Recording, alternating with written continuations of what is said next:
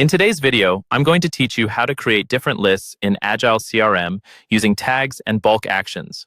We'll walk through a simple, practical way to group your contacts so you can quickly find and work with the exact people you need without digging through your entire database every time. This method uses tags, which are labels you attach to contacts, and it turns those tags into powerful, reusable lists. First, head over to the main contacts page in your Agile CRM account. This is the central place where all your contacts are displayed in a table or list view. Take a moment to make sure you're seeing the right set of contacts and apply any basic filters if needed, like searching by name or email domain, so that only the people you want to work with are visible. Now look to the left side of each contact row for the small checkbox. Go through and check the boxes next to the contacts you want to include in your new list. You can select a handful of contacts, or if the platform allows, select all visible contacts at once if they all belong in the same group. The idea is that you're choosing everyone who should share a common label, such as people from one campaign, one event, or one segment. Once your contacts are selected, find the bulk action menu.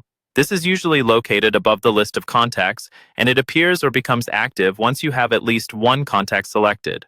Open that menu and choose the option called Add Tags. Bulk actions let you apply the same change to many contacts in one go, so you don't have to repeat the process one by one. In the tag field that appears, type a new, unique tag name.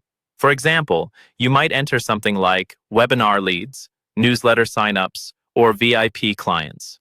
Use a name that clearly describes who these contacts are or why they're grouped together. This will save you confusion later when you have many tags.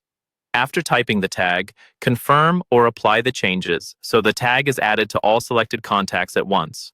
From this point on, every contact you just tagged is effectively part of a new list. To access that list in the future, simply return to your contacts page and use the filter or search options to filter by that specific tag. When you select the tag, Agile CRM will instantly show only the contacts that carry it. That's all you need to do to create a reusable, static list in Agile CRM using tags and bulk actions.